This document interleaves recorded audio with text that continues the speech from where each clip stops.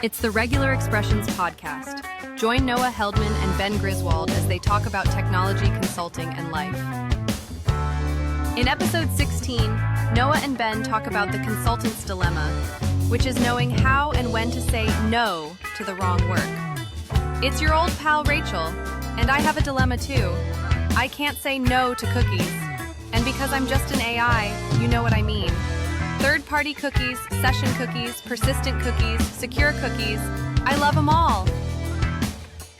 Hello, Noah.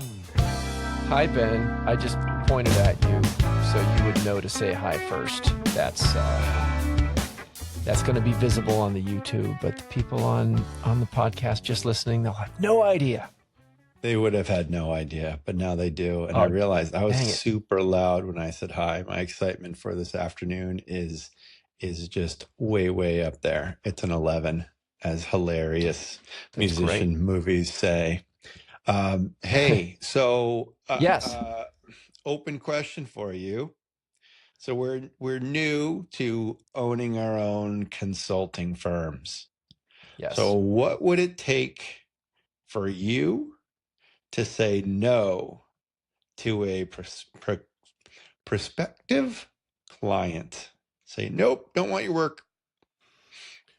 Ooh, that is a tough one because we are just starting out, like you just said. And when I started my thing, which was just barely before you started your thing, I brought a customer along, and that was the reason I had confidence to even give it a shot in the first place. And I know a lot of people who are in that boat. This happened to be a customer that I really enjoyed working with. They are an interesting business that really resonated with me. They had problems I felt I could get my mind around and do a great job for them. That's where we started. Then you and I partnered up, and we pursued all kinds of different things. And we ended up in this world of tech assessments more than anything else, which is an interesting thing, because if it were just me and I hadn't partnered with you, I don't think I would have pursued as a primary thing tech assessments. They're really interesting, and they're really revealing in terms of similarities across any org. We've done them for small orgs and pretty good size orgs. And in terms of the differences, the things that apply to one that just are not relevant to another because they're not at a size where it matters. So I am not at all answering your question, but I'm giving some context so far. Yeah. But I think I'll get there. So I might have said no to that at some point. You've really brought me along to, I think, where I have the confidence that we can do just an excellent job because of our background and what we bring to it. So I think that has helped a lot.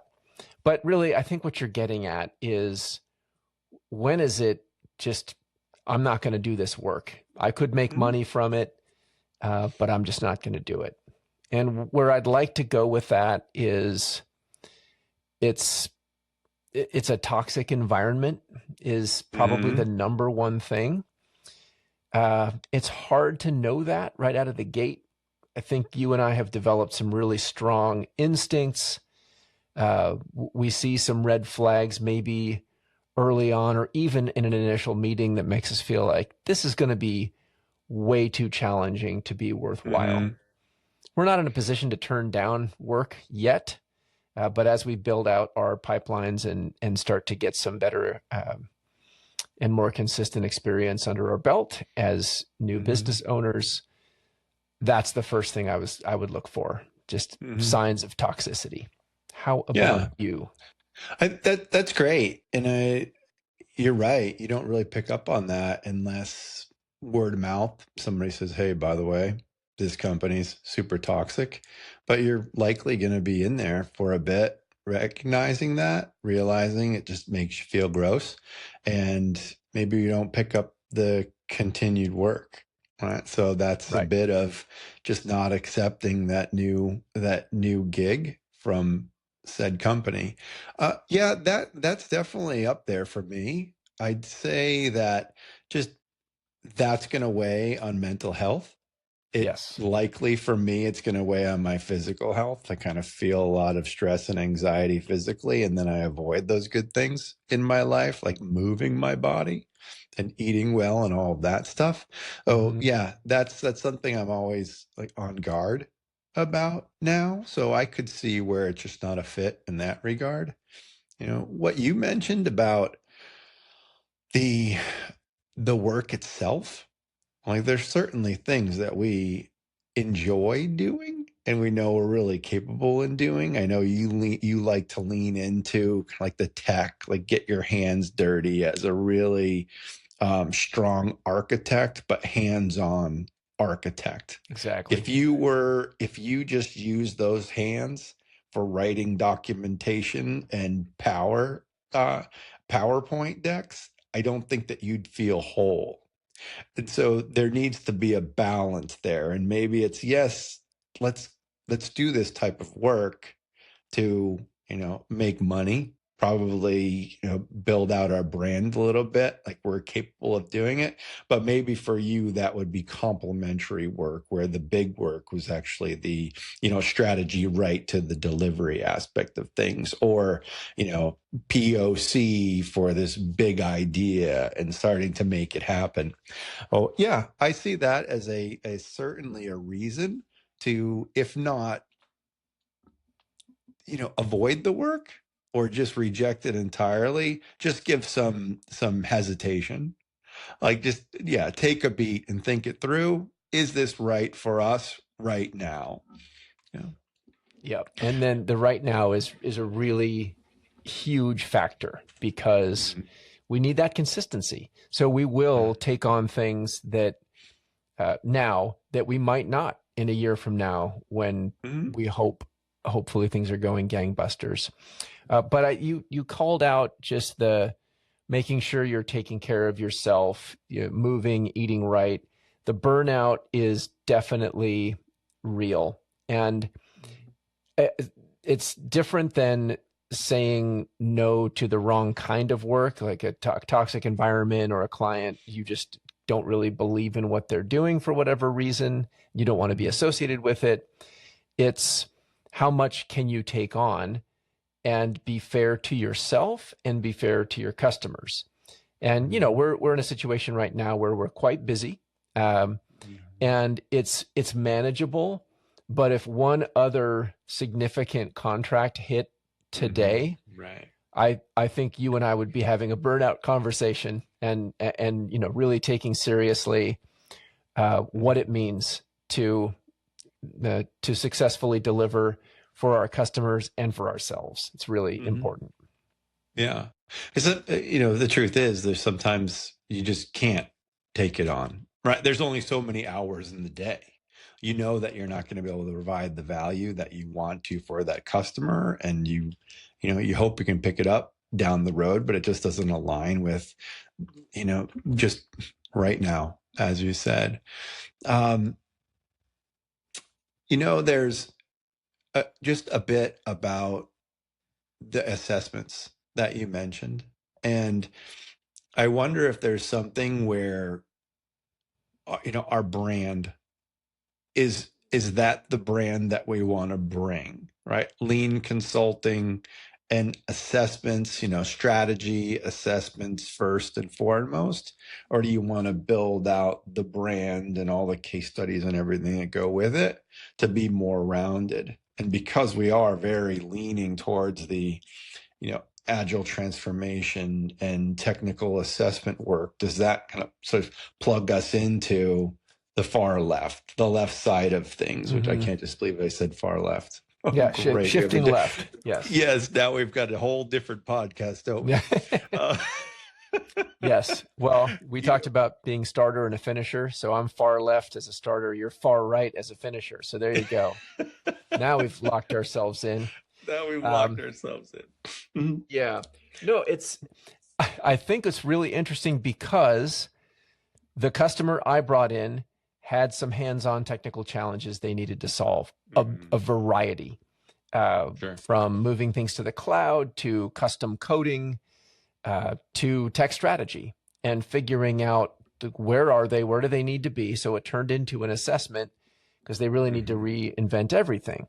And then we are partnering with some other organizations. The other tech assessments we're doing is more about the needs and our skill level, not us specifically saying we do tech assessments, we do agile transformation.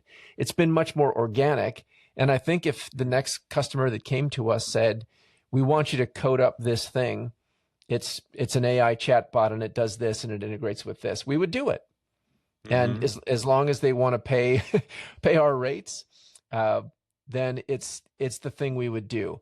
And as we build out our capabilities, I think back to when we worked at Fairway a long time ago, and our CEO had this vetting worksheet or deck. And it's like, what is the ideal Fairway client? And there were a few different vectors that were considered. And I think it was really thoughtful.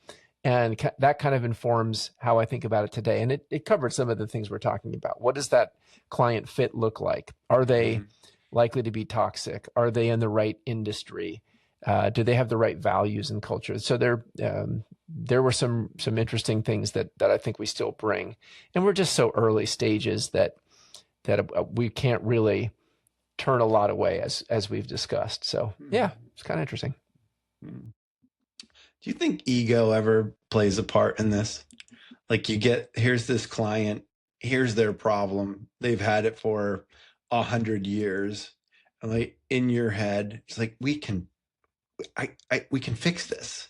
Like, we've just got to take on this work. And that ego kind of pushes aside all those other things that might detract one from taking on the work. Definitely plays into it. I think I have had enough client experiences where I did bring that ego in prematurely and some confidence that didn't honor the complexity of what I was getting into and got bitten a little bit. And you get enough of those over a few years, you realize, okay, you can't just roll into any place and assume that you're going to flip a switch and everything's going to be better. I worked for a company years back that did have kind of a toxic history in their culture, and they were really trying to reinvent things. And it was an interesting time because you had a lot of people from that culture who recognized it and wanted to change it. And then there were people who were just dug in and this is the way it is. And I like the control and the power I have, and I don't want to get rid of it. So you had to navigate through that and figure out what is the culture of this company going forward.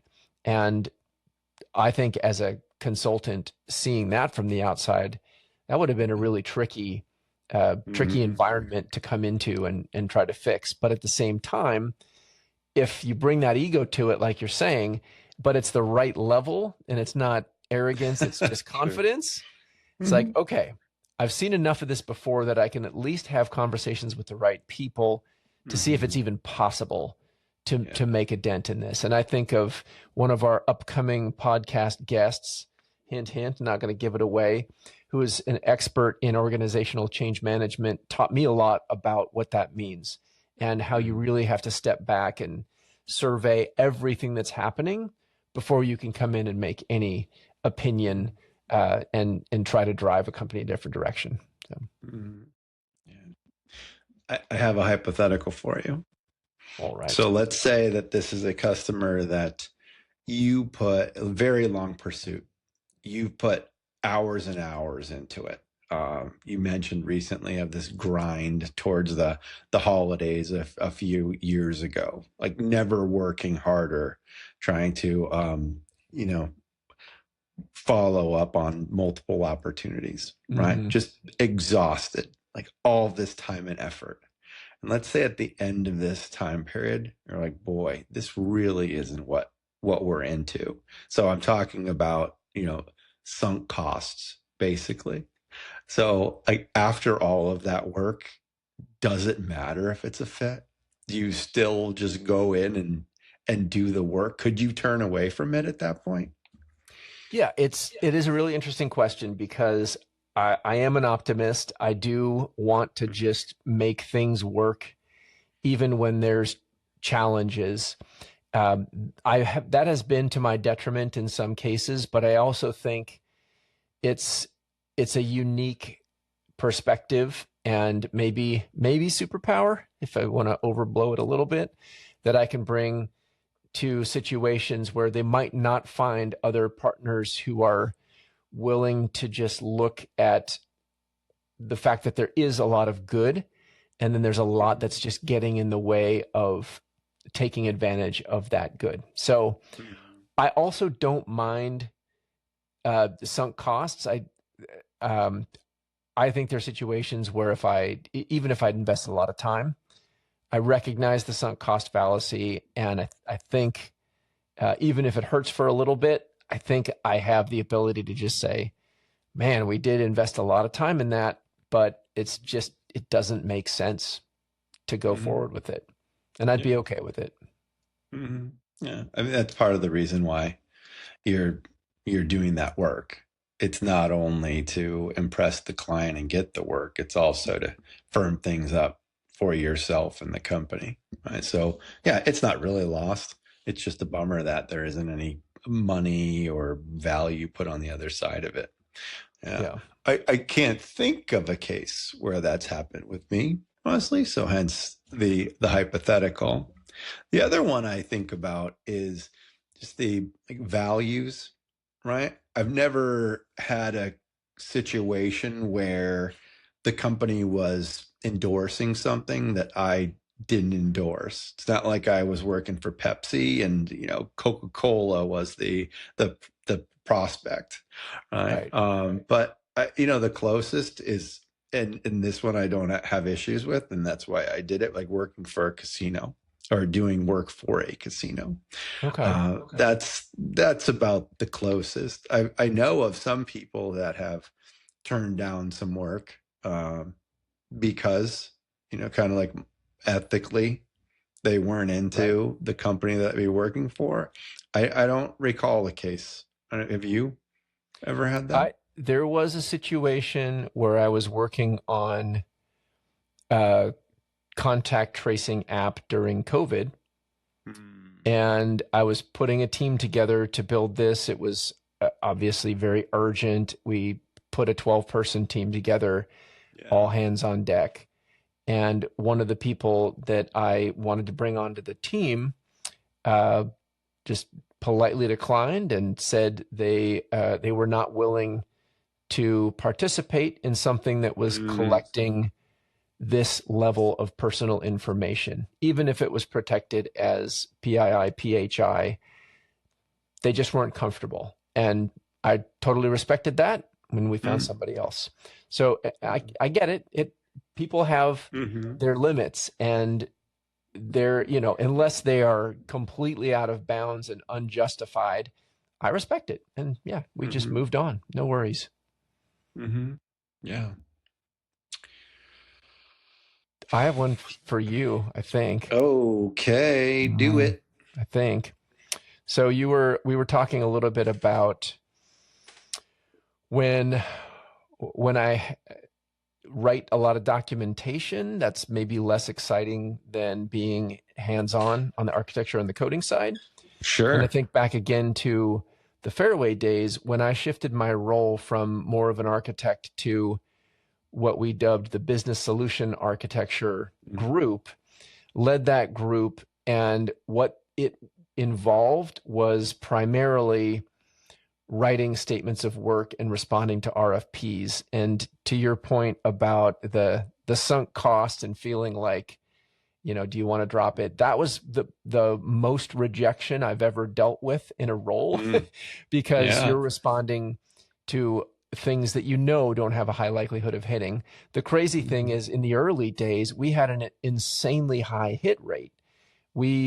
I think our former CEO at one point said, we're at 80% of the things that we had pursued as a BSA group, we landed. And we knew that it wouldn't last. And then we started just like getting much more towards normal, where 80% hit rate became like 20% or less, totally within the bounds. But that journey to more rejection and a lot of work put in where just nothing comes back except for thanks for your submission. We're moving in a different direction. Like, oh, but you get practice writing, you get practice structuring, you create templates, you make it easier for the next time, just like you do with code. I'm curious if you have had that same experience. Like, where do you land on that sort of BSA type activity, RFP response, SOW writing, documentation writing?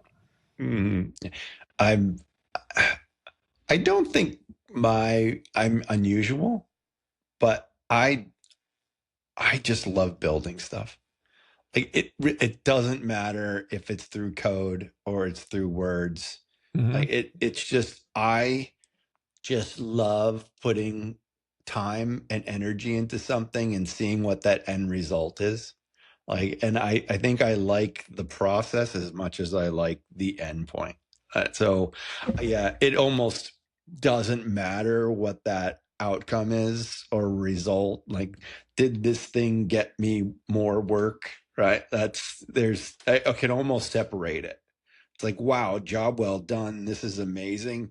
And I can disconnect the effort from what that thing that I don't control. In very few cases I'll just accept the stuff I can't control. But in that case, did it get me work? All right, well, this was pretty good, a compelling solution or, option for the customer or, potential customer, and they just didn't do it. That's okay. I like looking back at what I built, and I'm just usually super stoked.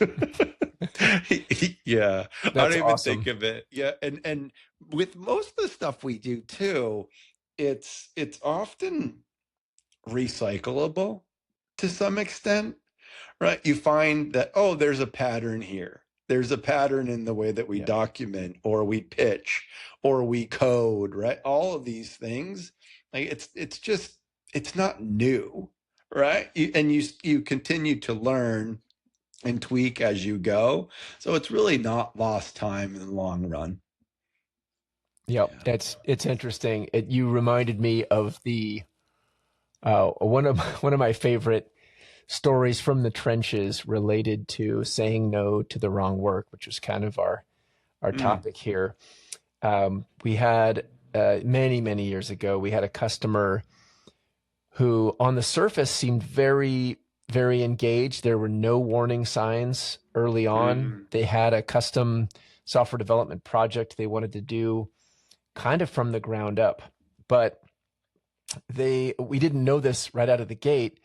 They were very, very detail oriented, and they were also quite manual.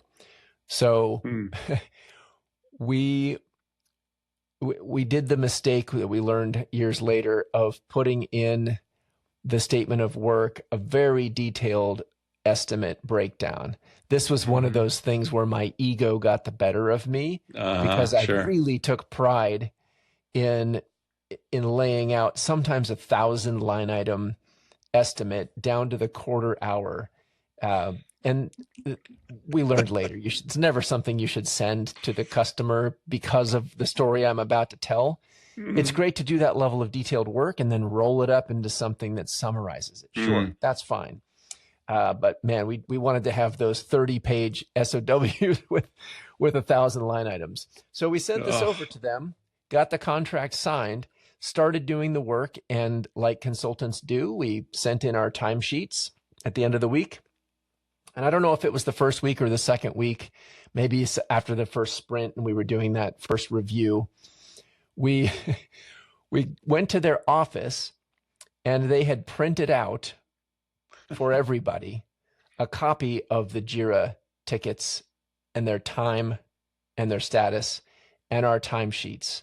So every single task we were supposed to have done and the time that was allocated to it in the SOW, every quarter hour that each consultant on the team had worked. Wow. And we walked through it line by line. And the greatest thing is they did this printout maybe 15 to 30 minutes before the meeting. Mhm. And the project manager made most of their updates in the 15 minutes before the meeting started. So what they printed out great. was completely obsolete. Mm. And we're going through this, and then you start the meeting, and the first question is, so it said it was going to take you 0.5 hours to create this documentation in your contract, but I see you billed 0.75 hours for it in the timesheet.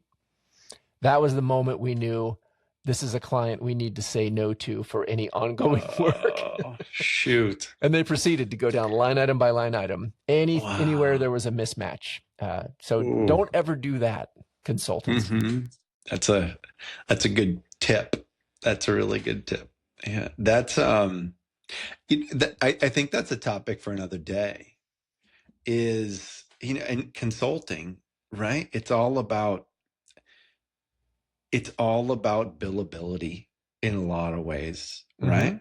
And there can be some tension there, right? Especially when you're not responsible really for, and some people, right? Like Yep. estimates come down from the top, from like yourself, right? You're just this person in the trenches who's got to meet these quarter hour estimates.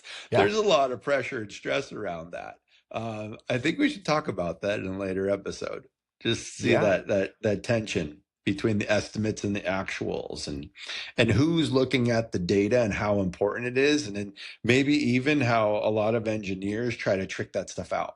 Right. Yes. How do you make things match so I look good Don't on give the it Jira away. board or my velocity or whatever? Right. Yeah. Totally. Yeah. Why don't we I love it. why don't we dig into that later? I think it'll be Yes. fun, especially Perfect. with everything we've seen. That is a great topic. And I think that's a great place for us to stop for the day. I want to know, though, to wrap it up, which client are you going to bill this half an hour to that we just spent on the podcast? I know it's going to be OutcomeSource, fine company, yes. based out of San Diego. That's my very, very fine company, if my ego is any measure. And also Grizen, that's GRIZEN.com. Yep. And they're going to be a paid sponsor. So Ben, you owe me $5. Sounds good.